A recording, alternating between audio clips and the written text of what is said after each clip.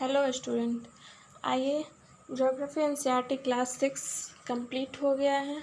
आइए अब geography NCERT class 7 का पहला चैप्टर देखते हैं। पहला जो हमारा चैप्टर है वो है पर्यावरण। आइए हम इसका अध्ययन करते हैं। लंबी छुट्टियों के बाद जब रवि स्कूल जा रहा था तब उसने देखा कि उसके स्कूल के निकट के खेल के मैदान में खुदाई हो गई थी। वही एक मैदान उनके खेलने के लिए वहाँ पर था। लोगों ने बताया कि वहाँ अनेक प्लेटों वाली एक बड़ी इमारतें बनेगी। जब रवि को समझ में आया कि मुलायम घास, गेंदे का फूल एवं तितलियां वाला विशाल मैदान अब हमेशा के लिए नष्ट हो चुका है, तो उसकी आंखों से आंसू झलकने लगी। उसने यह बात अपने सहपाठियों को बताई। सुबह की सभा में प्रधानाचार्य ने भी बहुत उदासी से कहा, देखो कैसे हमारा पर्यावरण बदल रहा है। कक्षा में पहुंचकर रवि ने अपने शिक्षक से पूछा, पर्यावरण क्या है? जो कुछ भी आप अपने आसपास देखते हो, शिक्षक ने बताया। जो भी अपने आसपास देखते हो, शिक्षक ने बताया कि वो पर्यावरण है। रवि कहने लगा, इसका अर्थ है स्कूल, भवन, मेज, कक्षा में रखी कुर्सियाँ, यहाँ तक कि खुला मैदान, सड़क, कूड़ा करकट, मेरे दोस्त, ये सभी हमारे पर्यावरण के अंग हैं। हाँ, शिक्षक ने कहा, लेकिन जरा रुको, कुछ वस्तुओं का निर्माण प्रकृति ने किया है, जैसे पर्वत, नदियाँ, पेड़, प्राणी, जबकि अन्य का निर्माण मानव ने किया है, जैसे सड़क, कार, कपड़े, किताब आदि। जब दो छात्र मिलकर कार्य कीजिए। अपने निकट बैठे सहपाठी के साथ मिलकर प्रकृति व मानव द्वारा निर्मित वस्तुओं की सूची बनाएं।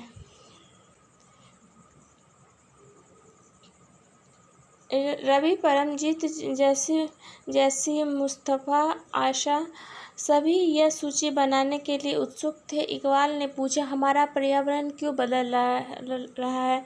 शिक्षक ने उत्तर दिया, ऐसा हमारी ज़रूरतों के कारण होता है। यह दिन प्रतिदिन बढ़ती रहती है। नेक्स्ट,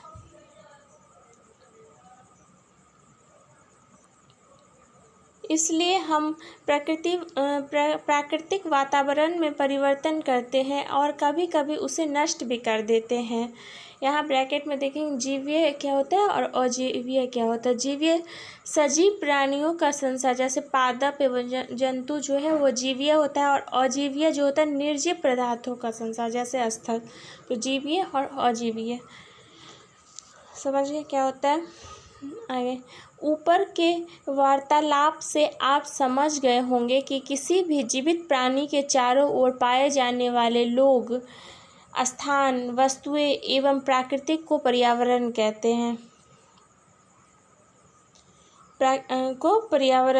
हैं। यह प्राकृतिक एवं मानव निर्मित परिघटनाओं का मिश्रण है। प्राकृतिक पर्यावरण में पृथ्वी पर पाई जाने वाली जीवीय एवं अजीवीय दोनों परिस्थितियां सम्मिलित हैं, जबकि मानवीय पर्यावरण में मानव की परस्पर क्रियाएं, उनकी गतिविधियां एवं उनके द्वारा बनाई गई रचनाएं सम्मिलित हैं।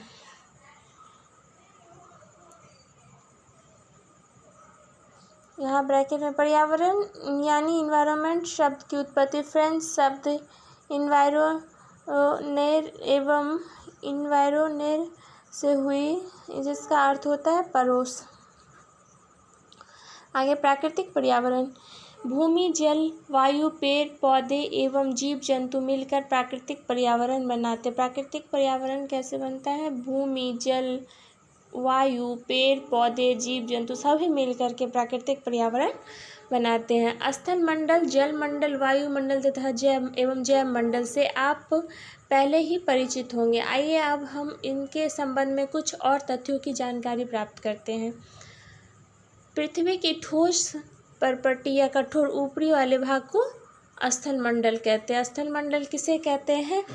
स्थल मंडल किसे कहते हैं? पृथ्वी की ठोस परपट्टी या कठोर ऊपरी परत को स्थलमंडल कहते हैं। यह चट्टानों एवं खनिजों से बना होता है एवं फिर मिट्टी के पतली परत से ढका होता है। यह जो है चट्टानों एवं खनिजों से बना होता है एवं मिट्टी की पतली परत से ढका होता है। यह पहाड़, पठार, मैदान, घाटी आदि जैसे विभिन्न स्थलाकृतियों वाला विषम धरातल होता है। यह स्थलाकृतियाँ महाद्वीपों के अलावा महासागर की सतह पर भी पाई जाती है। यह स्थलाकृतियाँ जो हैं वो महाद्वीपों के अलावा महासागर की सतह पर भी पाई जाती है। स्थलमंडल यह क्षेत्र है जो हमें वन, कृषि एवं मानव वस्तियों के लिए भूमि, पशुओं को चरने के लिए घास स्थल प्रदान करता है। यह खनिज संपदा का भी एक स्रोत है। स्थलमंडल वह क्षेत्र है जो हमें वन, कृषि एवं मानव बस्तियों के लिए भूमि, पशुओं को चरने के लिए घास स्थल प्रदान करता है। यह खनिज संपदा का भी एक स्रोत है।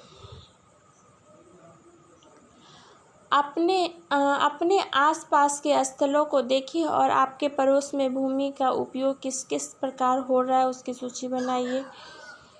आगे, जल के क्षेत्र को जलमंडल कहते हैं। जलमंडल किससे कहते हैं? जल के क्षेत्र को जलमंडल कहते हैं। यह जल के विभिन्न स्रोतों जैसे नदी, झील, महासागर, समुद्र आदि जैसे विभिन्न जलाशयों से मिलकर बनता है।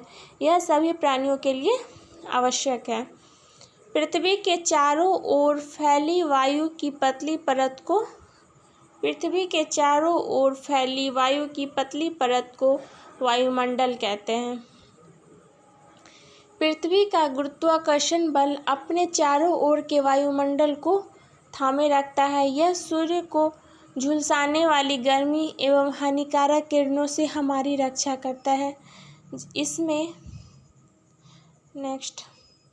इसमें कई प्रकार के गैस, धूल कण एवं जलवाष्प उपस्थित रहते हैं। वायुमंडल में परिवर्तन होने से मौसम एवं जलवायु में भी परिवर्तन होते हैं।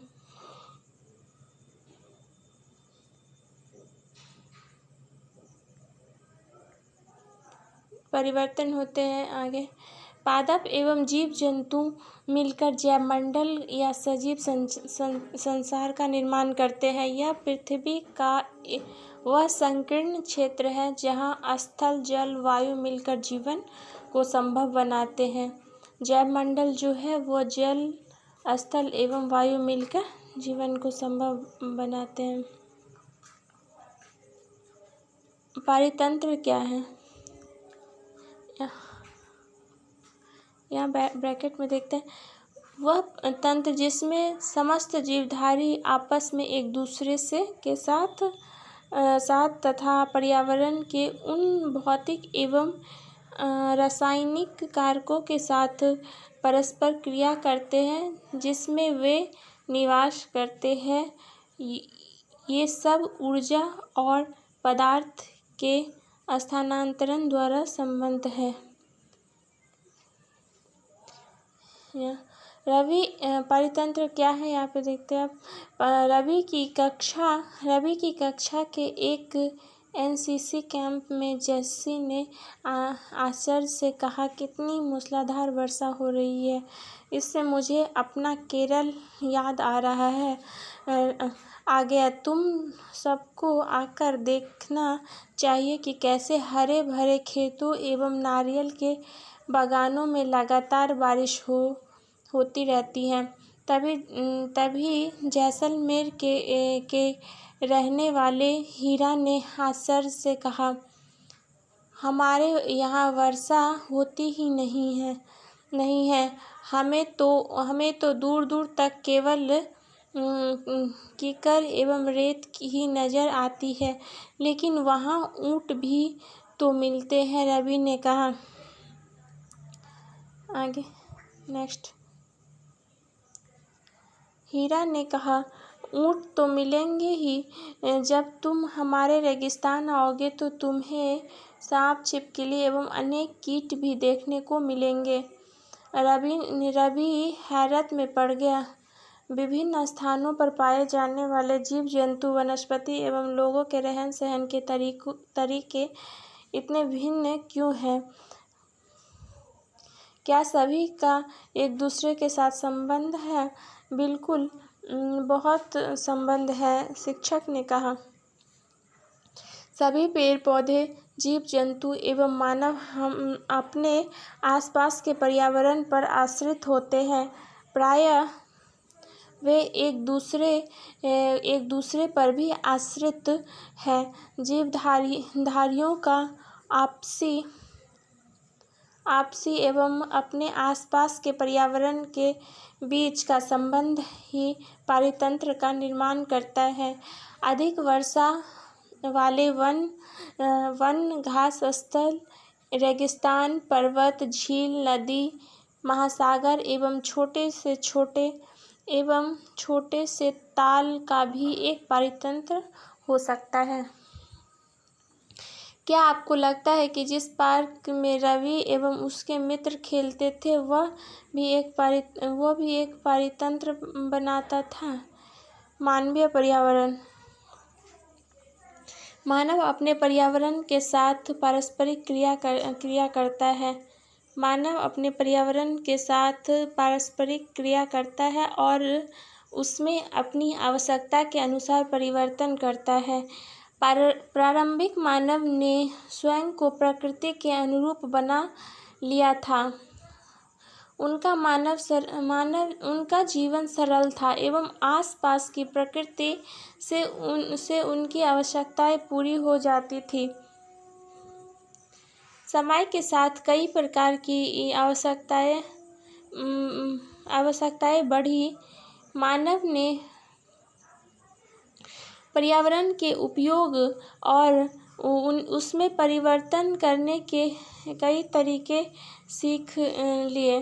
उसने फसल उगाना, पशुपालन एवं अस्थायी जीवन जीना सीख लिया। पहिए का आविष्कार हुआ, आवश्यकता से अधिक अन्न उपजाया गया, वस्तु विनिमय पद्धति का विकास हुआ, व्यापार आरंभ हुआ एवं वाणिज्य का विकास हुआ। औद्योगिक क्रांति से बड़े पैमाने पर उत्पादन प्रारंभ हो गया। परिवहन तेज गति से प्रारंभ हुआ। सूचना क्रांति से पूरे विश्व में संचार सहज और द्रुत हो गया। क्या आप जानते हैं कि आप गर्मी में रसीला तरबूज एवं सर्दी में भुनी हुई मूंगफली खाना क्यों पसंद करते हैं? प्राकृतिक एवं मानवीय पर्यावरण के बीच सही संतुलन होना आवश्यक है। मानव को पर्यावरण के साथ समरसता से रहने एवं उसका उपयोग करना सीखना चाहिए। रवि की कक्षा में मिजोरम की एक लड़की है नूरी।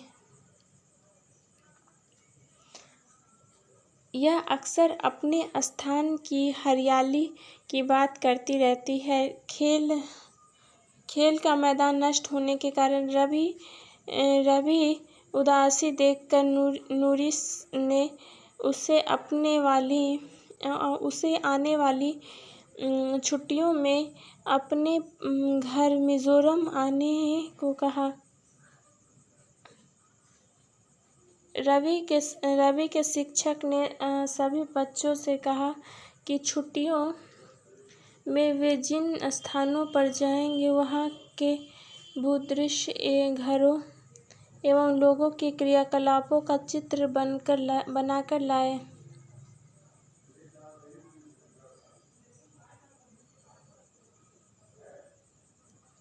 यहाँ ब्रैकेट में देख लेंगे।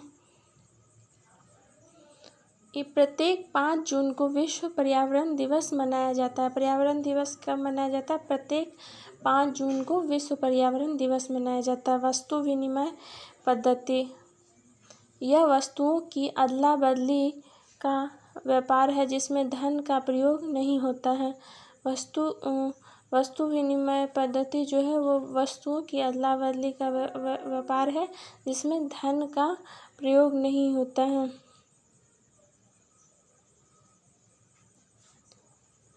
आओ कुछ कर अपने पड़ोस के किसी बुजुर्ग व्यक्ति से बात करें और निम्न जानकारी प्राप्त करें। जब वे आपकी उम्र के थे तब उनके आसपास कैसे पेड़ थे?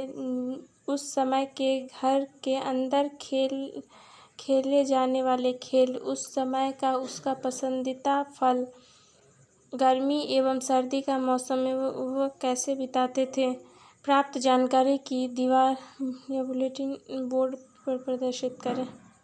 नेक्स्ट, ये कंप्लीट हो गया और नेक्स्ट वीडियो में हम इसका क्वेश्चन देखेंगे। Thank you.